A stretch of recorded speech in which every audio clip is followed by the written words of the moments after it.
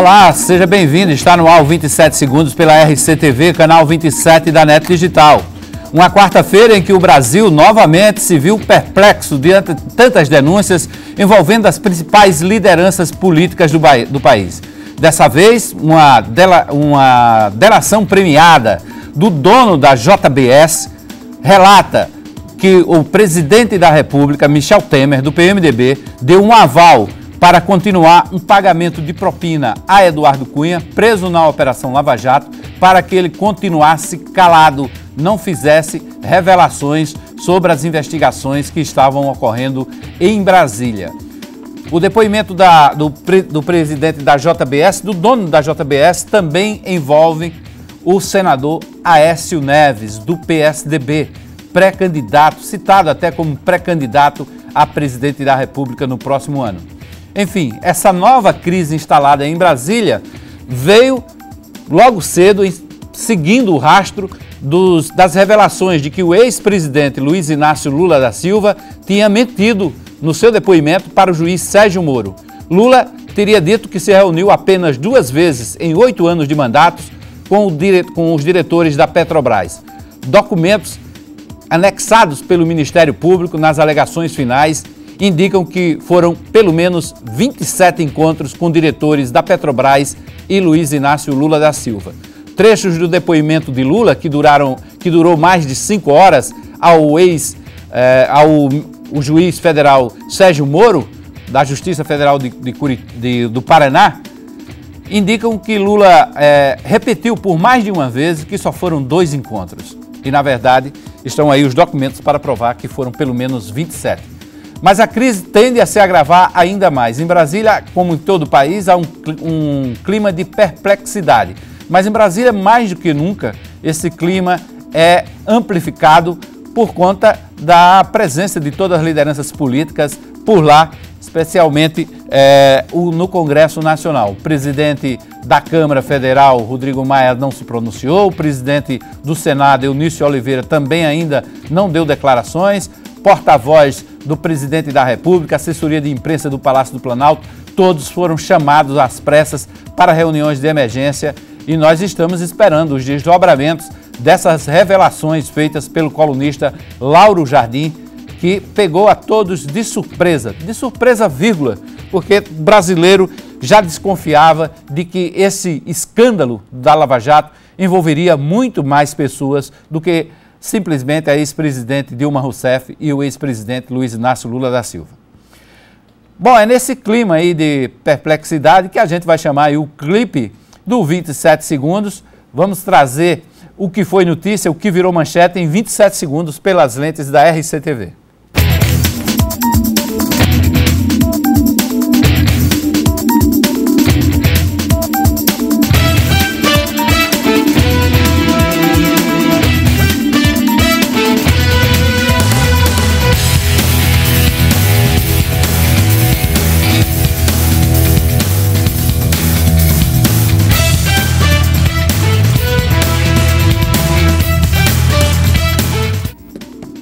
Hoje aqui nos estúdios, o deputado estadual Bruno Cunha Lima, do PSDB. A gente vai conversar sobre as articulações políticas do seu partido para as eleições estaduais e, claro, não tem como deixar de falar dessa repercussão toda, dessas denúncias lá em Brasília. Ainda muita coisa precisa ser levantada, precisa ser confirmada, mas as notícias são bombásticas, deixam todo mundo em clima de perplexidade. Não se fala em outra coisa nas redes sociais. Não é o assunto de toda a imprensa brasileira nesse momento e deve continuar assim nos próximos dias. Porque, afinal de contas, pega-se o presidente da República, ele que assumiu justamente após um processo de impeachment da ex-presidente Dilma Rousseff, prometendo mudanças. E se agravam ainda mais essas denúncias porque elas chegam num momento em que o presidente Michel Temer precisaria de apoio político, de respaldo institucional para a aprovação de reformas que ele encaminha ao Congresso Nacional. Boa noite, deputado Bruno Cunha Lima. É um programa hoje que vai ser um pouco diferente da pauta que a gente tinha pensado, mas vamos lá. Brasília nesse clima de perplexidade e eu imagino que também o senhor foi pego aí com essa perplexidade, né, que toma conta do país. Boa noite, Hermes. Boa noite a todo mundo que acompanha aqui a RCTV. É uma satisfação voltar. Eu digo sempre da minha felicidade de participar, de dividir essa bancada com você. Não é missa de corpo presente. Eu tenho dito isso reiteradas vezes, da satisfação de fato de vir aqui, porque a conversa, o bate-papo, o diálogo aqui flui de uma forma muito natural, muito espontânea. Você dá liberdade, e acho que esse é sempre foi o seu diferencial, dá liberdade da gente expor sem amarras a nossa opinião. E de fato, saindo da lógica do óbvio, hoje a nossa participação, eu posso até dizer, sem medo de errar, hoje é um dia dos mais históricos. Eu termino vindo aqui, registro isso porque vai ficar para a posteridade esse dia de hoje, o dia que nós estamos, que o Brasil está vivendo. Por um lado, eu começava há pouco tempo abraçando a minha equipe que está aqui, Patrícia, Helder, Marconi, eu conversava há pouco no grupo do WhatsApp que tenho com o pessoal que ajuda no gabinete, que trabalha lá comigo, que faz a atuação da gente ser o que é. E eu dizendo a eles que, por um lado, é muito ruim a situação que o Brasil enfrenta. Nós temos hoje 14 milhões de desempregados, a problemática envolvendo o Brasil só aumenta, mas, na verdade, por outro lado, é excelente, é muito bom. A gente precisa que o país seja passado a limpo. Da forma como está, não pode ficar. E eu, particularmente, sou de uma geração que não pode se permitir compromisso com erro. Eu tenho enfatizado isso. Eu e minha geração, eu sou egresso do movimento estudantil, então maior do que qualquer rótulo que queiram me impor, maior do que qualquer amarra, estereotipando qualquer amarra, eu sou de uma geração que não pode se permitir compromisso com erro, então fico muito feliz de ver tudo que está acontecendo no Brasil, tudo que está se passando, esse movimento mostrando que o país precisa ser passado a limpo e não jogar a sujeira para baixo do tapete, né? Claro que isso, como eu disse, é doloroso, mas eu vou me valer de uma parábola bíblica, ou na verdade de uma passagem bíblica, que cita quando a gente precisa descer à casa do oleiro, está lá em Jeremias, acho, salvo engano, Jeremias 17. Nós precisamos descer à casa do oleiro, o vaso precisa ser quebrado para poder ser refeito. E é isso que o país está vivendo. Dói, é doloroso, é trabalhoso o processo de quebra para poder a gente enfrentar um processo de refazimento, né? Porque da forma como está não pode ficar. O que fica claro com essa delação com o vazamento dessa delação da JBS é que mudam apenas os nomes. As práticas permanecem as mesmas, e isso é muito ruim para o país. Independente de quem esteja, se Michel Temer, ex-presidente Dilma, ex-presidente Lula, Aécio Neves, independente de quem seja, de que partido, a qual partido seja filiado, se PT, se PMDB, se PSDB, partido que eu estou filiado hoje, que eu sou filiado. Então, independente disso, o país precisa ser passado a limpo, e isso só vai acontecer quando o avanço da Lava Jato, que é um patrimônio do brasileiro, chegar a gregos e troianos, como já tem mostrado que está fazendo, através da atuação do Deltan Dallagnol, que é o coordenador da Força Tarefa da Lava Jato, dentro da Procuradoria, né, do Ministério Público Federal, através da atuação do juiz Sérgio Moro e de todos os juízes que fazem parte dessa força-tarefa, e o Brasil precisa enxergar isso como uma oportunidade de reconstrução, porque eu também comentava, acredito que Helder falou, gera uma ojeriza, tudo isso está gerando uma ojeriza na população, as pessoas têm criado uma repulsa, eu digo, antigamente a gente, já nesse processo de desconstrução da imagem da política, eu já enfrentei isso na minha campanha de deputado. Quando a gente chegava, muitas pessoas receosas em lidar, em conversar, em trocar uma ideia com quem faz parte da política. Hoje já não há mais receio. As pessoas estão quase execrando publicamente a classe política. Só que essa não é a saída. Na verdade, eu dizia isso numa participação numa faculdade em Campinas, semana passada, que a gente tem que aproveitar esse momento para tomar justamente a medida oposta do que está sendo tomado. Não é criar uma abstração. A gente não pode simplesmente, pela construção que tem se formado no país, as pessoas têm dito, eu vou rasgar meu título de eleitor, na próxima eleição nem votar eu voto mais. E isso não é saída, pelo contrário, isso é o agravamento da crise. Isso só faz piorar a crise. E pedir a Deus para que não aconteça o que aconteceu na Itália no pós-operação Mãos Limpas, que passou a limpo o executivo, o legislativo, o judiciário, a máfia italiana, e depois, por inanição da sociedade, por abstenção da sociedade, a sociedade se manteve distante da política, aí fez surgir uma figura como Silvio Berlusconi. A gente não pode permitir isso aqui no Brasil. Né? O Brasil não tem as bases sólidas que a Europa tem. Nós somos uma democracia muito recente. Nós não temos nem 30 anos de democracia quase. Então a gente precisa ter apego, a sociedade precisa se voltar e aproveitar esse instante em que a JBS prova que a AES pede 2 milhões, que o presidente Lula disse que só se encontrou 2 vezes com Léo Pinheiro, não é isso? Com os diretores da Petrobras, na verdade foram quase 30 encontros. Diz que nunca teve com ele, aí mostra foto no sítio de Atibaia, junto com o pessoal. Então isso precisa ser aproveitado, o país precisa aproveitar isso e apostar em quem de fato quer, em quem de fato faz, em quem de fato quer fazer alguma coisa. A gente precisa exigir agora, mais do que sempre, política de resultados. A gente não pode estar aqui adstrita à discussão de partido A, partido B, o povo está se lixando. Eu acho que só o termo partido só não está tão desgastado quanto o termo deputado. De resto, nesse país, tudo precisa ser passado a limpo. Ok, a gente vai para o intervalo e volta em seguida com o segundo bloco do 27 segundos, hoje conversando com o deputado Bruno Cunha Lima, do PSDB. Mandar um abraço aqui para Ceiça Chaves, ela está dizendo que não votou em Bruno Cunha Lima, mas diz que o deputado é uma das boas revelações da política paraibana nos últimos tempos. Bom, daqui a pouquinho a gente volta com 27 segundos.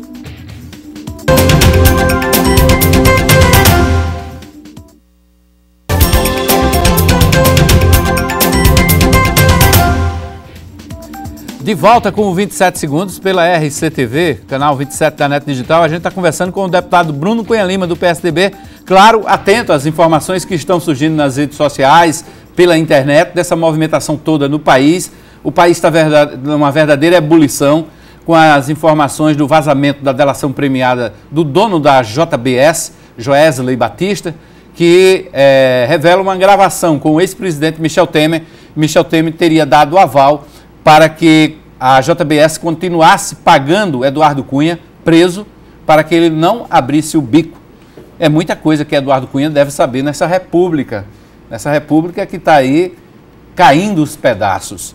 Agora, deputado, PSDB, PT, PMDB, é o trio de partidos políticos que hoje domina a cena da política do Brasil todo. E se projetava uma disputa e se projeta ainda uma disputa desses partidos em torno dos pré-candidatos a presidente já no próximo ano, dos candidatos a presidente no próximo ano. Confirmadas essas denúncias, com o agravamento da crise no país, a crise institucional, não seria a hora do Brasil pensar em antecipar as eleições diretas?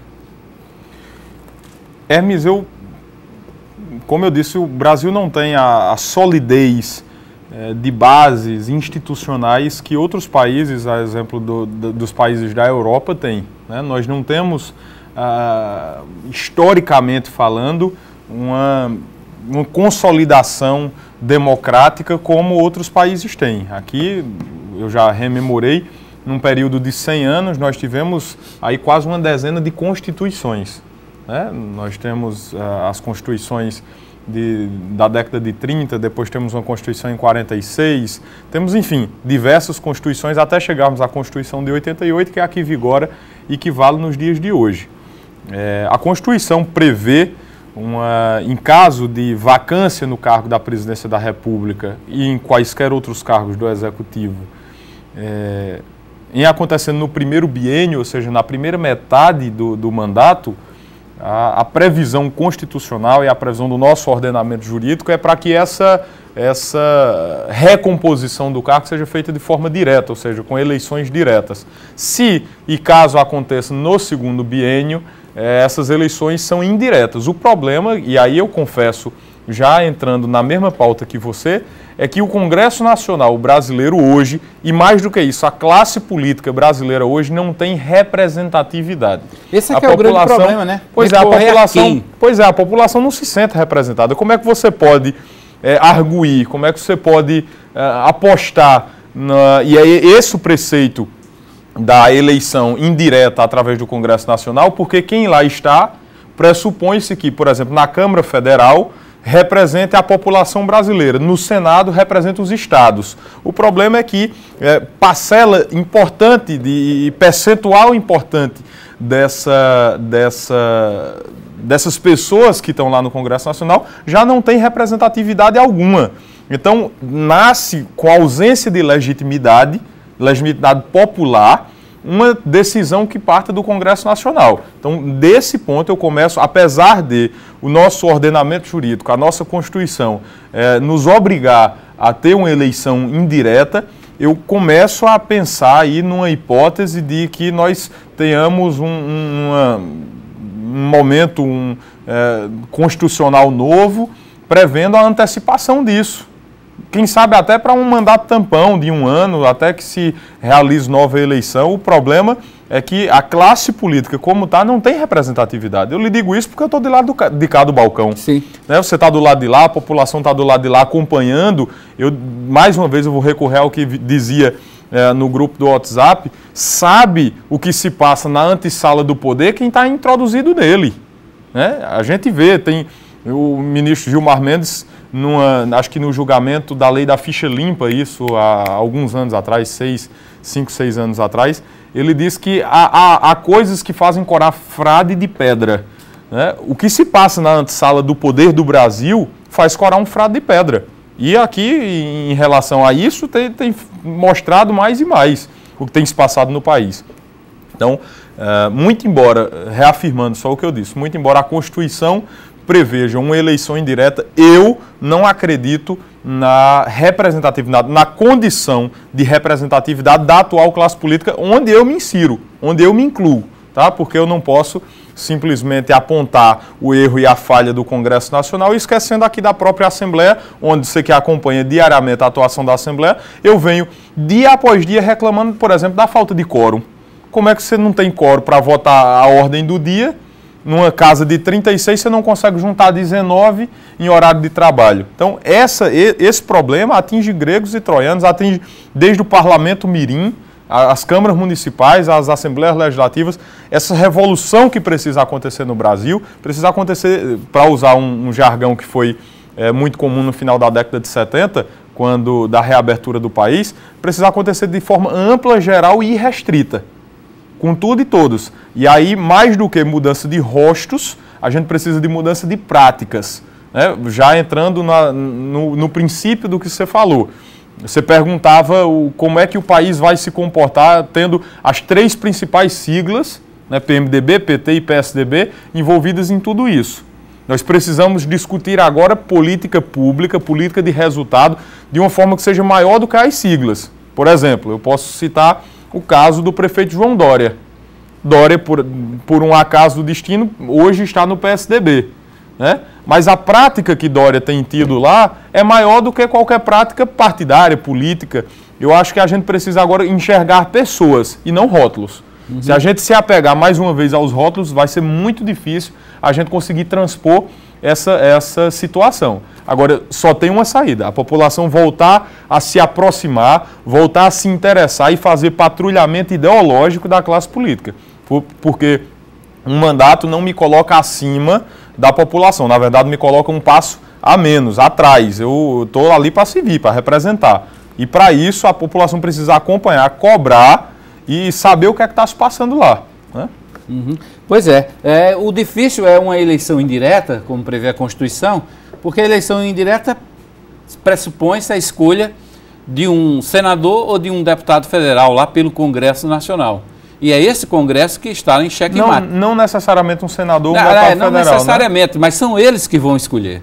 Eles vão escolher, mas qualquer brasileiro apto, eleitoralmente apto, que tem a capacidade. Mas aqui para nós, deputado, o senhor acredita que os senadores e os deputados federais vão escolher um outsider, vão escolher alguém de fora? Alguém de fora, aí entra o corporativismo político, difícil. Né? Como em toda categoria tem corporativismo, difícil. Acredito também. Agora, poderia ser também, e aí a gente já vai para eu posso entrar numa aí a gente vai para o nível do delírio político, né? Eles se tocassem e chamassem uma figura tipo Joaquim Barbosa, para dar uma Esse abandonou resposta. O Brasil, mora em Miami hoje. Né? Pois é. Esse não está querendo mais nem saber daqui. Eis o problema. Mas, eu posso até aprofundar, Hermes, essa discussão e falar de um momento, essa é a oportunidade que nós temos de rediscutir tudo, de passar tudo a limpo. Exatamente. Então, nós temos uma prova, e isso é cabalmente comprovado, que o presidencialismo de coalizão faliu.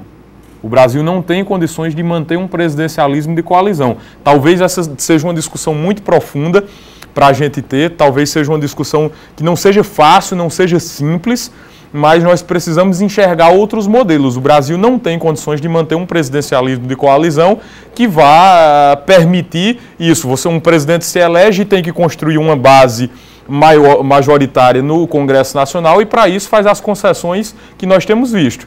Vamos começar a estudar a possibilidade de um semipresidencialismo, como acontece na França, no modelo francês, em que o Congresso Nacional, em que, na verdade, nós temos a figura de um primeiro-ministro e a figura de um presidente, que, diferente do que acontece no parlamentarismo puro, no parlamentarismo inglês, em que o presidente, e no caso a rainha, cumpre só o dever de chefe de Estado, e que, na verdade, o governo fica por conta do primeiro-ministro. No semipresidencialismo francês, nós temos a divisão de funções, entre essas duas figuras, de funções administrativas. É como se, eu vou falar de forma simples, não é isso que acontece, mas é como se um fosse responsável pela administração, pelo planejamento, pelas finanças, e o outro fosse responsável pela parte de política pública, de educação, de segurança, de saúde. Um desse as diretrizes administrativas de política pública e o outro gerenciasse a máquina pública.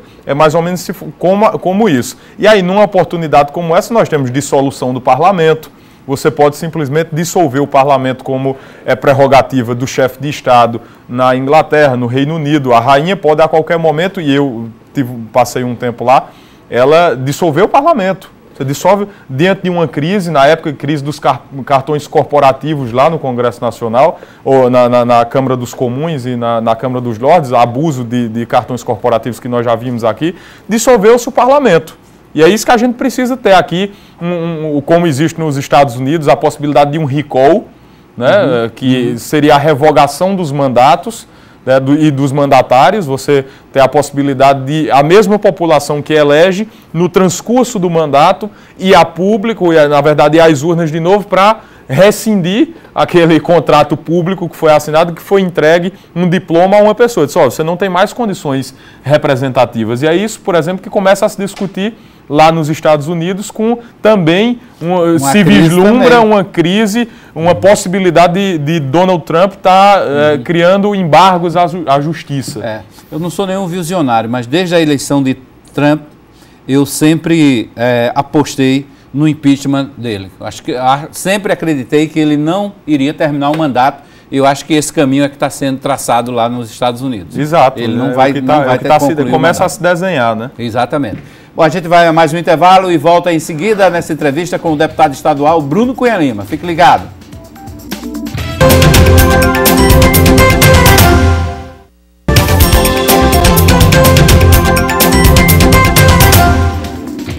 De volta com 27 segundos. A gente está conversando com o deputado Bruno Cunha Lima. A gente retoma essa entrevista com o deputado daqui a pouquinho.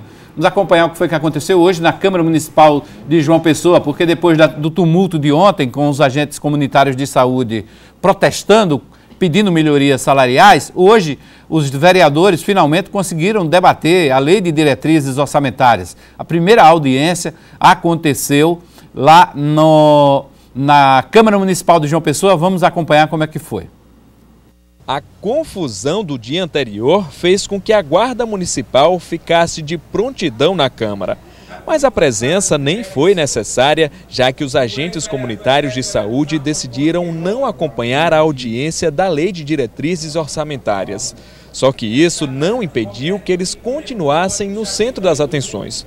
Tudo porque o líder do governo anunciou que vai acionar a Comissão de Ética da Casa para investigar possível quebra de decoro parlamentar por parte da oposição. Foi uma situação extremamente anômala, foi algo que lamentavelmente ocorreu, não deveria ter ocorrido, independente de qualquer luta honrosa que se tem dentro da Casa Legislativa. Então, a mesa diretora, o presidente chamou, foi ponderada algumas situações e algumas posturas vão ser tomadas, independentemente de postura de situação ou de oposição, porque a casa é do povo, mas a casa não pode ser considerada casa de mainoca. Não tem nenhum motivo para decoro. Se defender trabalhador nesta casa for falta de decoro, eu vou continuar defendendo cotidianamente, mas colocar para vocês que isso não foi colocado em nenhum momento, eu não estou sabendo. Como a confusão resultou na suspensão da audiência, a Comissão de Finanças e Orçamento decidiu realizar no mesmo dia as duas audiências previstas da LDO. Nós vamos começar a mesma audiência de ontem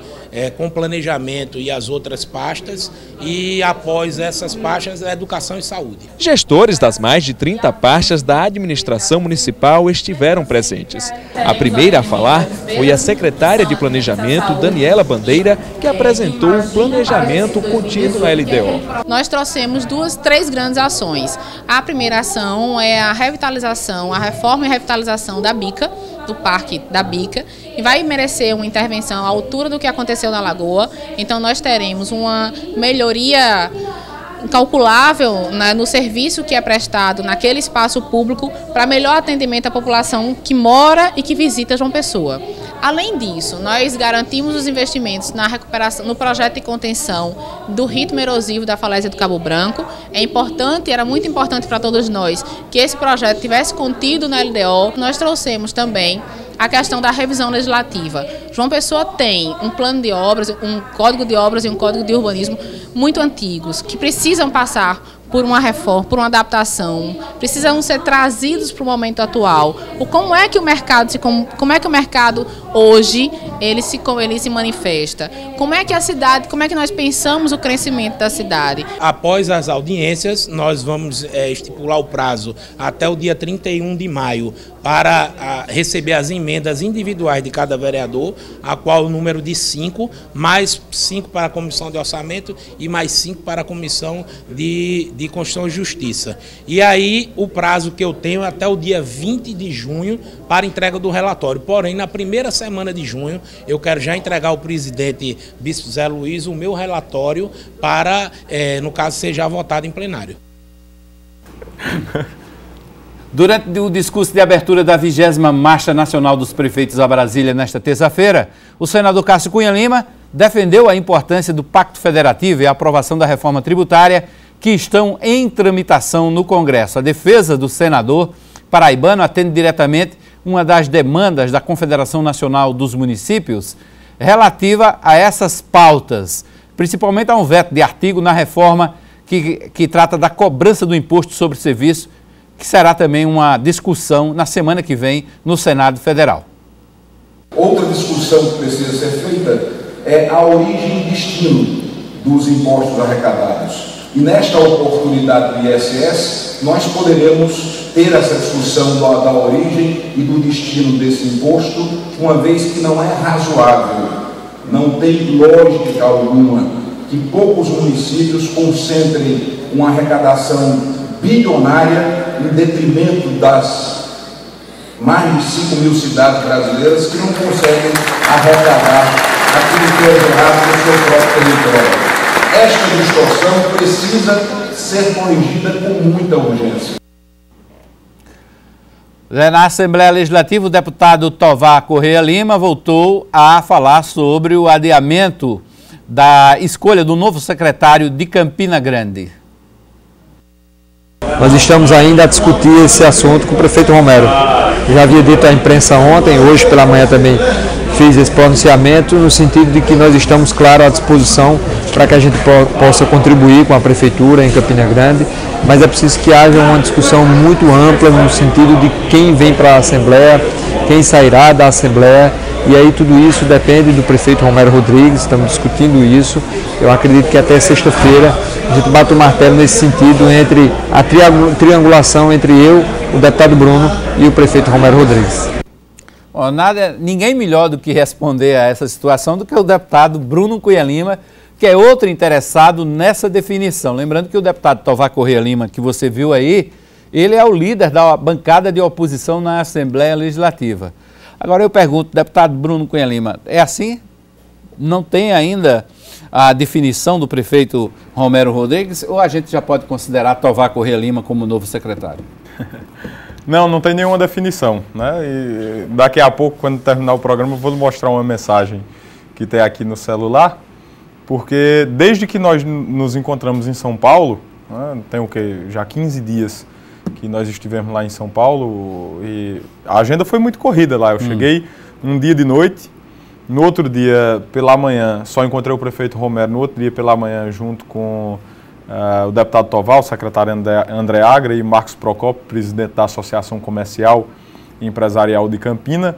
De lá nós fomos ao Grupo Stefanini, que tem a Orbital, que é um telecom lá em Campina, discutir a criação de 600 novos empregos na cidade. Ato contínuo, saímos de lá direto para o gabinete do prefeito João Dória, mantivemos a reunião com João Dória, uma reunião até que em tese deveria ser curta, só de 15 minutos, nós passamos mais de 40, a conversa foi muito produtiva, em matéria de intercâmbio de informações, e depois disso é que nós entramos no carro juntos, pegamos um Uber juntos para ir direto para o aeroporto para eu pegar minhas malas e ir, ou seja, terminei que não passei nem 24 horas em São Paulo. E no trajeto da prefeitura, ali no Viaduto do Chá até o hotel, nós tivemos um princípio de conversa, né, mostrando e apresentando, eu não vou dizer alguns embargos, mas algumas condições, como por exemplo, e aí eu posso dizer de forma muito clara, até para tranquilizar o pessoal, uma exigência nossa foi de que o deputado Manuel Lugeri não voltasse à Assembleia, porque o retorno do deputado Manuel Lugeri implica a saída do deputado Guilherme Almeida. É verdade. E essa foi uma pauta apresentada tanto por mim quanto pelo deputado Tovar, para não haver nenhuma interferência no exercício do mandato do deputado Guilherme, que eu digo sem medo de errar, é um dos homens mais dignos que a política pública do Brasil tem, que a política brasileira tem. E nesse momento a gente precisa da presença de Guilherme lá, isso é muito importante. Então, essa discussão que se iniciou de forma muito breve em São Paulo não aconteceu mais. O prefeito ligou na segunda-feira. Quem está se escondendo de quem? É o prefeito que está se escondendo dos deputados ou os deputados se escondendo do prefeito? Ninguém. O prefeito ligou na segunda-feira pela manhã, 9 horas da manhã, para a gente se encontrar. Só que a agenda não bateu, que eu tinha saído de Campinas às 6h30 para vir para uma reunião no Hospital Napoleão Laureano com o Dr. Carneiro Arnaud, com o Dr. Ivo, que é diretor do hospital, e com o professor Helder Macedo, que é diretor do Hospital da FAP em Campina, trazendo a possibilidade da gente realizar a Corrida do Bem, que a gente realizou lá em Campina, aqui em João Pessoa agora no segundo semestre. Nós arrecadamos mais de R$150 mil para o hospital em Campina e a gente quer fazer agora aqui em prol do Hospital Napoleão Laureano. Aí na hora que o prefeito Romero me liga, disse, vamos se encontrar, ligou umas 9 e pouco, eu disse, rapaz, a gente até se encontraria, se eu não tivesse em João Pessoa. Aí de lá para cá, eu fui ontem a Campina, mas voltei já hoje de manhã cedo, também saí 6 horas da manhã para vir para a sessão e a agenda não está batendo, né? Mas eu acredito que nesses próximos dias para usar um jargão, deve se fumar o cachimbo da paz. A fumaça branca deve sair, né? Habemos papa, habemos, né? Secretárium. Secretárium. Verdade. Vamos esperar essa definição lá em Campina Grande. E agora, deputado, Tovar Correia Lima saindo, seu caminho natural na Assembleia é assumir a liderança da oposição, né? Exato. Se a gente for fazer essa... É a lógica, né? Eu sou vice-líder, atual vice-líder. A gente só vai adiantar, caso o deputado Tovar vá ser secretário, a gente só vai adiantar um revezamento que já estava previsto para acontecer. Eu acho que você lembra disso, eu tive... No início do ano, tratei sobre isso aqui. Quando a bancada de oposição se reuniu, no início do ano eu não tinha condições de assumir uma liderança, porque até o final do ano passado minha agenda estava bem certinha, minha rotina estava muito certa, acordando todo dia às 4h30 da manhã, indo treinar às 5 horas e depois cumpria o resto da agenda do dia. Mas no início desse ano, minha rotina deu uma modificada, exigindo muito minha presença em Campina. Então, para o exercício da liderança, eu não posso estar em Campina, eu tenho que estar muito aqui em João Pessoa, e isso terminou me impedindo. E nós entramos numa discussão, na verdade, muito pacífica, até eu, o deputado Tovar, e a gente decidiu conjuntamente fazer esse revezamento, que ele assumisse primeiro, depois passasse a liderança para mim. Mas isso termina sendo, né, caso aconteça dele ir, é muito normal. A gente já tem procurado fazer esse embate, é claro, de forma muito sutil, de forma muito ordeira, respeitosa lá na Assembleia. Você me conhece, sabe a escola que eu frequentei, a escola política que eu frequentei de meu avô Ivandro, né? Tem uma linha, procuro manter uma linha de respeito, a forma de fazer política, mas caso esse revezamento seja antecipado, já tenho aqui na cabeça e conversando com alguns colegas um norte para estabelecer e retirar a atuação da oposição de dentro das 4 paredes da Assembleia. A gente precisa dinamizar e falar sobre a Paraíba de verdade que existe fora da mídia governamental. Ok, vamos ao intervalo e a gente volta em seguida com o quarto e último bloco do 27 segundos. Está passando rápido a entrevista hoje com o deputado Bruno Cunha Lima. Fique ligado e a gente volta aí em seguida.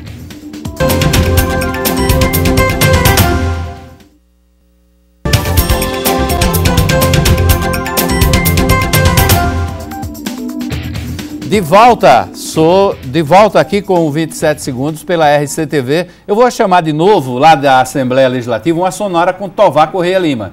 Ele opinou sobre a decisão do Supremo Tribunal Federal, decisão do ministro Alexandre de Moraes, que dispensa a apreciação do Legislativo para autorizar a abertura do processo penal contra o governador do Estado.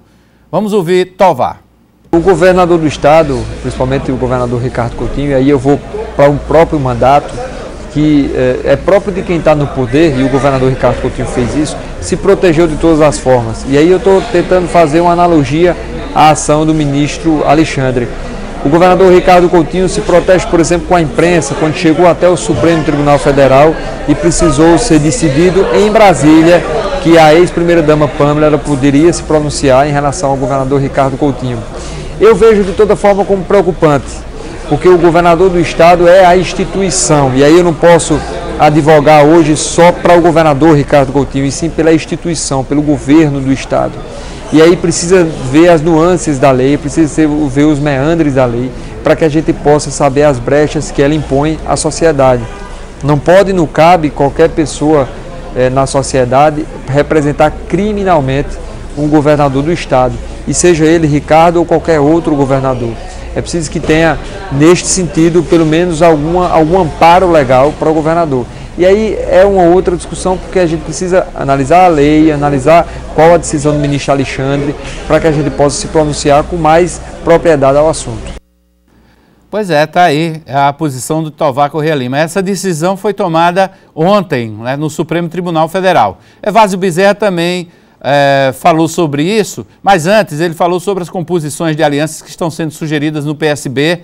Tem nome de PMDBista no meio. Os dois têm uma vinculação forte com o nosso agrupamento político. O senador Lira, eu já cansei de repetir os gestos de coragem que ele teve de tomar partido, de ter lado, que era o lado da Paraíba e o lado do governo. Chegou, inclusive, a dar carão por escrito em ministros. Eu falo especificamente da liberação, aquele afã do viaduto do Gás. Já ultrapassado, graças a Deus. Então são dois nomes que um é vice-governadora, quer dizer, é nossa aliada e que é responsável também na condução desse projeto do governo Ricardo Coutinho, que ela é vice-governadora, é incorporada a esse projeto.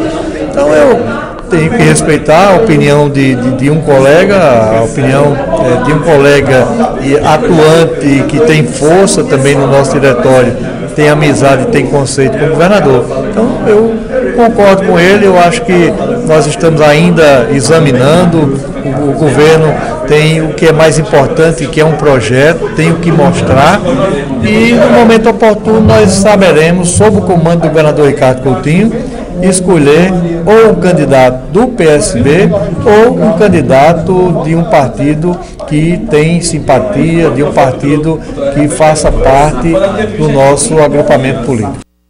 Agora sim, Evásio comenta a decisão do STF, que dispensa essa autorização da Assembleia para processar o governador em crimes penais. E o STF é a nossa Corte Suprema, mas cada um cumpre um papel. O papel de legislar é do Congresso Nacional, é das Assembleias da Câmara Federal e também das câmaras municipais. Então eu não vi ainda, mas já cheguei a tomar conhecimento, o teor dessa decisão do STF, que, ao meu ver, de certa forma, ultrapassa os seus limites. Mas, lamentavelmente, no país hoje, nós estamos vendo tanta coisa, decisões jurídicas que deveriam ser jurídicas e que se misturam com a política.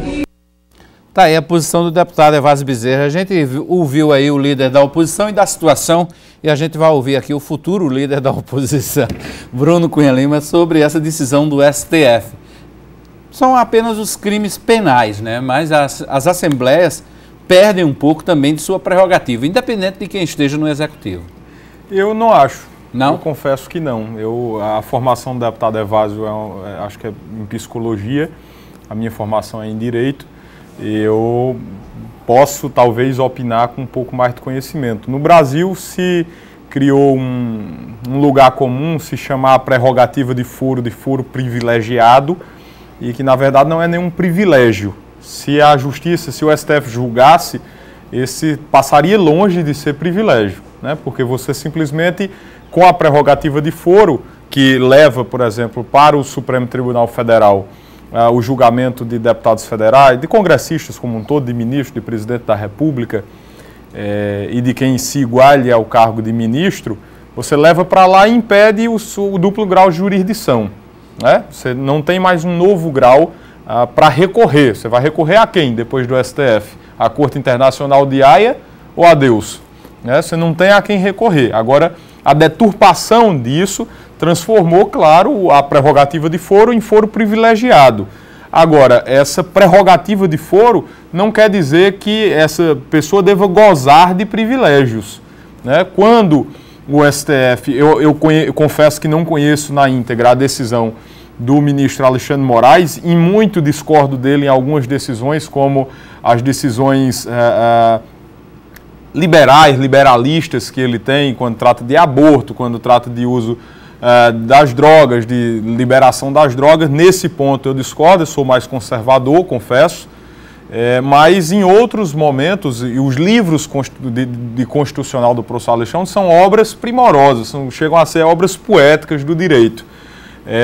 Mas não conhecendo, mesmo não conhecendo essa decisão em específico, eu vejo com bons olhos, porque, como disse, a prerrogativa de foro não é foro privilegiado.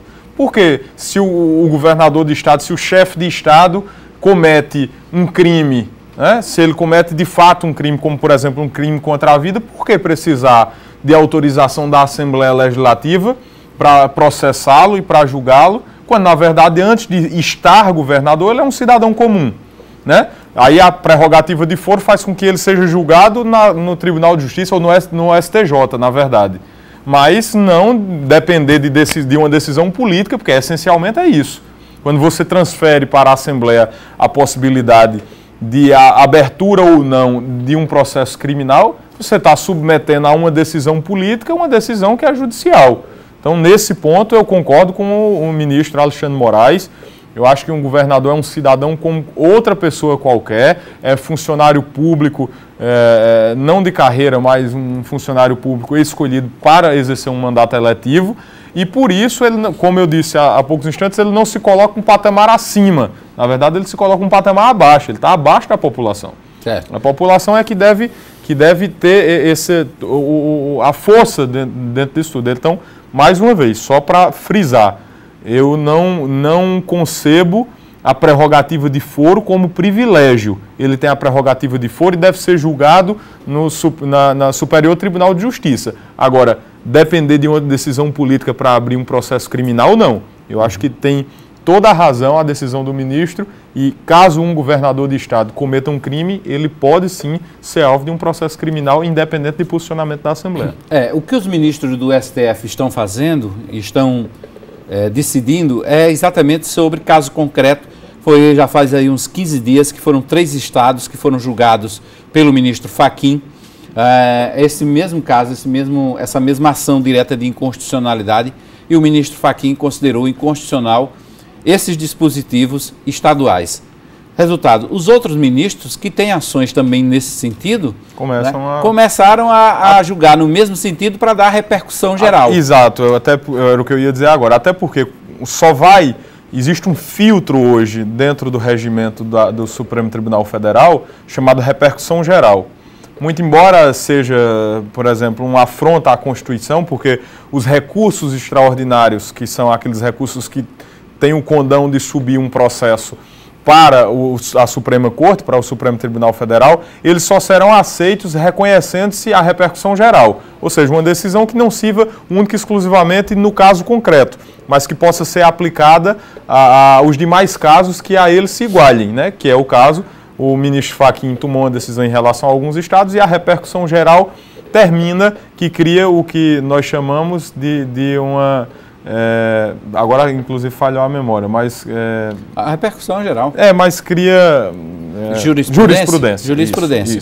Pois é. Agora, veja só, no caso da Assembleia Legislativa da Paraíba, nós estamos falando exatamente sobre o artigo 88, que admite a acusação contra o governador. Esse artigo, com todos os seus incisos, parágrafos, alíneas, ele cai todinho, vira letra morta na Constituição. Aí, ou a Constituição passa por uma consolidação, ou passa por iniciativa de algum deputado, após essa repercussão do Supremo Tribunal Federal, pedir a revogação desse artigo. Na verdade, a Constituição do Estado da Paraíba e dos demais, das outras 26 unidades federativas, elas precisam estar em comum acordo com a Constituição. A Constituição Federal. Exato. Então não precisa nem necessariamente revogar. Basta a consolidação. Não, basta que o Supremo Tribunal Federal o reconheça como inconstitucional. Eu sei, mas fica lá... Mas fica letra morta. Por exemplo, eu estou fazendo nos próximos dias... Por que eu digo que precisa revogar? Porque deixa de existir esse artigo 88. Deixa de ser aplicado. O 89 é que passa a ser o 88. Não, na verdade ele fica lá, fica inalterado, mas letra morta. Letra morta. Você não aplica. Isso, ele não tem mais vigência e vigor. Mas aí já tinha 2 parágrafos, inclusive, que já tinham sido declarados inconstitucionais. O primeiro é o 3º parágrafo, que dizia que enquanto não vier a sentença condenatória, o governador não estará sujeito à prisão. Isso já tinha sido revogado pelo Supremo em 1995. Revogado, ele foi declarado constitucional. Declarado inconstitucional. O artigo 4º dizia que o governador do Estado, na vigência do seu mandato, não poderá ser responsabilizado por atos estranhos ao exercício de suas funções. Esse aí era o que nós chamávamos antigamente de... que acabou, inclusive, por uma campanha do ex-senador Ronaldo, que é a imunidade parlamentar. Imunidade parlamentar. Né, que para os congressistas, e aqui a imunidade governamental, que o governador do Estado ou o congressista cometendo um crime comum, ele não seria julgado estando no exercício do mandato. Então a gente tem passos históricos, né? Na década de 90 se põe fim na imunidade parlamentar e nas imunidades em geral. Agora começa a se discutir o fim da prerrogativa de foro e outras questões. Eu, inclusive, vou me manifestar nos próximos dias a Dr. Rodolfo Silva, que é o coordenador, na verdade, é quem gerencia o Ministério Público Federal, o procurador aqui na Paraíba, e já combinei com ele de fazer essa manifestação ao Ministério Público Federal para que ele possa fazer subir ao Procurador-Geral da República, Dr. Rodrigo Janot, um pedido de que o próprio Ministério Público Federal possa abrir um processo, uma ação de declaração de inconstitucionalidade, um ADI, contra alguns artigos da Constituição do Estado da Paraíba que dizem que tolhem a competência legislativa da Assembleia. Por exemplo? Vou citar um exemplo. Hoje, ano passado, pronto, vou citar um exemplo no caso prático. Eu apresentei um projeto que cria os conselhos escolares antidrogas. Tá? Uma ação que não cria gastos, não cria custos, é uma política pública a ser executada pela Secretaria de Educação e pela Secretaria de Segurança Pública, em conjunto. Quando foi aprovada a unanimidade pela Casa, o governador simplesmente vetou, argumentando esse artigo determinado, salvo engano, 21, 22, 23 da Constituição do Estado, não me lembro, dizendo que essa é uma prerrogativa política administrativa, é prerrogativa legislativa do governo, do executivo. Então eu lhe pergunto, se eu não posso tratar sobre política administrativa, se eu não posso criar obrigação para uma Secretaria de Estado, eu estou na Assembleia recebendo salário para fazer o quê? Para apresentar voto de aplauso? Uhum. Então, essa indagação que eu fiz ao doutor Rodolfo é que a gente precisa se manifestar sobre o assunto para evitar o que a gente tem tido, uma enxurrada de vetos por parte do governo, dizendo que, quando, na verdade, o próprio Supremo Tribunal Federal, desde 88, um ano após a promulgação da Constituição, reconhece, por exemplo, a competência concorrente do Executivo com o Legislativo para tratar sobre matéria tributária. O que fizeram na Constituição do Estado da Paraíba foi uma cópia malfadada, uma cópia mal feita de um dispositivo constitucional da Constituição Federal, que diz que a prerrogativa, a competência legislativa, na verdade, não é prerrogativa, a competência para legislar sobre matéria tributária, matéria administrativa, sobre essas matérias que dizem respeito mais ao Poder Executivo, na Constituição Federal diz que é competência exclusiva do Poder Executivo em caso dos territórios. Né? O Brasil não tem mais territórios, mas é competência exclusiva em caso de territórios. Nos demais casos, a competência é concorrente. Aí o que foi que a Constituição do Estado da Paraíba fez? Copiou esse texto e excluiu a parte de territórios. Diz que é competência exclusiva do Poder Executivo tratar sobre matéria tributária, tratar sobre matéria administrativa e de organização administrativa, quando, na verdade, essa competência nós temos desde 89, decisões reiteradas. Eu levei ao plenário da Assembleia uma decisão de 89 da lavra do ministro Celso de Mello e uma decisão já agora dos anos da segunda década dos anos 2000, 2015, salvo engano, da lavra do ministro Ricardo Lewandowski, reconhecendo a competência das assembleias para tratar sobre matéria tributária, por exemplo, que criou-se um jargão dizendo que deputado não pode legislar sobre matéria tributária, o que não é verdade.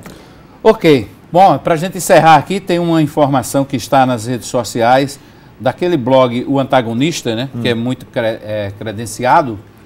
Veja só, para espanto geral da nação, apurou que a delação premiada do grupo JBS atinge nada menos que 1.890 políticos, de presidente da República a vereadores. Exato. Como eu disse, o país está sendo passado a limpo. Se você for à prestação de contas dos deputados estaduais aqui, você vai encontrar doação de Odebrecht, doação de Camargo Corrêa aos deputados estaduais, né? Ok. Deputado Bruno Cunha Lima, obrigado pela presença aqui no 27 Segundos na RCTV. Eu que agradeço, Hermes, agradeço de coração a participação e reiterando, convocado, um convite seu não é um convite, é uma convocação. Convidado, eu venho para cá para a gente debater o que for a pauta do dia. Você sabe que eu não gosto de saber nem qual é a pauta que vai se discutir. É só chamar e estou aqui para bater esse papo, tentar prestar contas do que a gente tem feito na Assembleia. E eu convido você, através das redes sociais, do meu Facebook, lá, Bruno Cunha Lima, ele é verificado, da minha conta no Instagram, que é Bruno Cunha Lima, tudo junto lá, para você acompanhar um pouco da nossa atuação e cobrar de fato, não só os 34 mil eleitores que foram às urnas votar em mim, mas todo paraibano tem a condição de cobrar o exercício do mandato, fazer, como eu costumo dizer, o patrulhamento ideológico, não apenas meu, mas dos 36 deputados estaduais, dos 12 deputados federais, dos senadores, enfim, da classe política como um todo. Eu faço esse convite para que a gente possa, em nome de Jesus, conseguir transpor essa crise que tem se desenhado no Brasil. E citar mais uma vez Jeremias 17, que o Brasil possa descer a casa do oleiro e se fazer um vaso novo depois de tudo isso. O Brasil precisa mesmo de muita oração nesse momento. Deputado, mais uma vez, muito obrigado. Boa noite a todos. Amanhã estou de volta com 27 Segundos, 9 da noite. Até lá.